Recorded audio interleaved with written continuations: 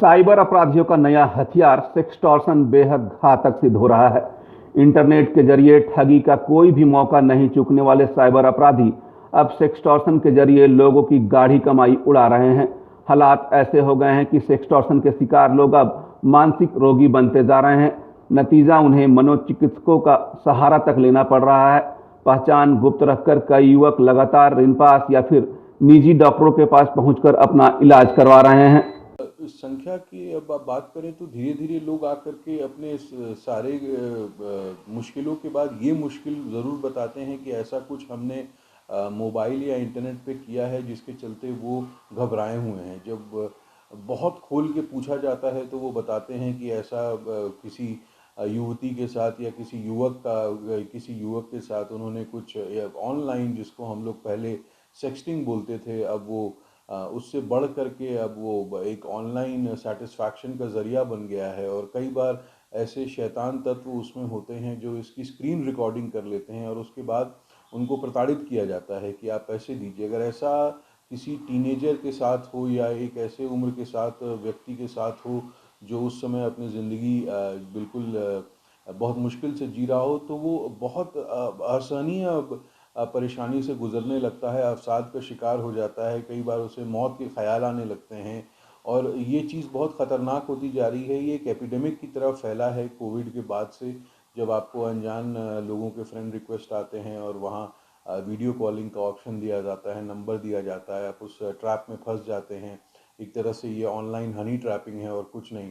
और उस अगर आप मुझे याद इस बारे में पूछें तो मैंने कल ही एक समस्या देखी जहां एक युवक जो हमारे ही शहर का था वो हमारे पास ऋण पास में पहुंचा, जो एक स्टूडेंट था और वो उसके साथ इस तरह की घटना हुई है और उसके चलते बहुत परेशानी में था। उसे रात को नींद नहीं आ रही थी, वो कहीं ना कहीं दुखी हो गया था, उसमें घबराहट बहुत थी कि कुछ हो जाएगा। उसने साइबर सेल के में कंप्लेंट्स वगैरह कराए थे और वो हमारे पास आया था। ये घटना कुछ 1 महीना पहले घटी थी और परेशान था वो, और हमने उसे उसे दवाई और काउंसलिंग करने की सलाह दी। राजधानी रांची में सेक्सटॉर्शन के मामले लगातार बढ़ रहे हैं। इसके लिए साइबर अपराधी डेटिंग साइट्स का इस्तेमाल कर रहे हैं। हाल में रांची जैसे शहरों के नाम पर डेटिंग और सेक्स साइट्स का प्रचलन बढ़ा है। सबसे ज़्यादा ठगी डेटिंग साइट्स के जरिए ही की जा रही है।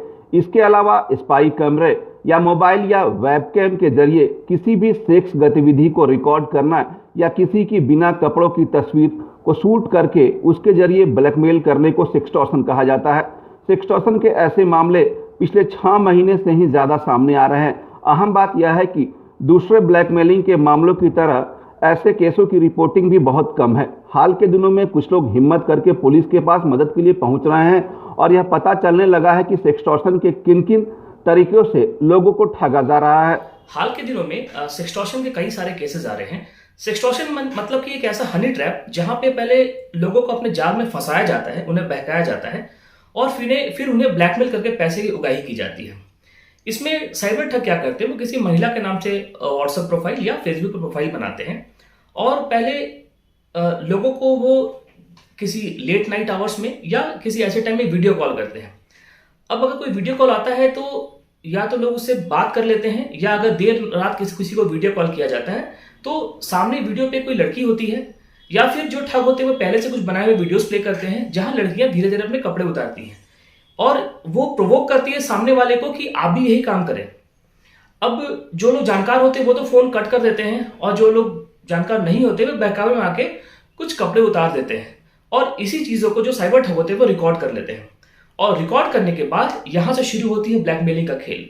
वो उन्हें बोलते हैं कि आप वीडियोस जो आपने हमने बनाया है, आप इस तरह की चीजों में आप इन्वॉल्व थे, आप हमें इतने इतने पैसे दीजिए, नहीं तो हम ये वीडियो सर्कुलेट कर देंगे, आपके सभी सोशल सर्कल में हम वीडियो डाल देंगे। इस चीजों से कुछ लोग साइबर ठग अपने आप को किसी बड़े पुलिस अधिकारी से भी जुड़ा हुआ बताते हैं कि अगर आप मुझे पैसे नहीं देंगे तो हम आपको ऐसे केसेस में इन्वॉल्व कर देंगे कि आप ऑनलाइन प्रॉन्स को या ऐसी चीजों को बढ़ावा देते हैं।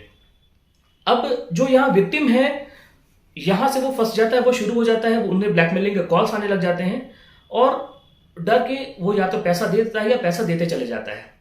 राजधानी रांची में अश्लील वीडियो भेजकर लोगों को अपने जाल में फंसाकर साइबर अपराधी लगातार ठगी की वारदातों को अंजाम दे रहे हैं।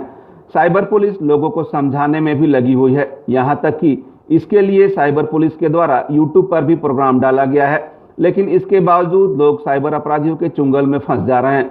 साइबर एक्सपर्ट्स की माने तो अगर उन्हें सेक्सटॉर्शन के जाल में फंसाया जा रहा है तो उनकी हिम्मत ही उन्हें इस जाल से बाहर निकाल सकती है। सबसे पहले इसके शिकार लोगों को यह समझना होगा कि वह विक्टिम नहीं है।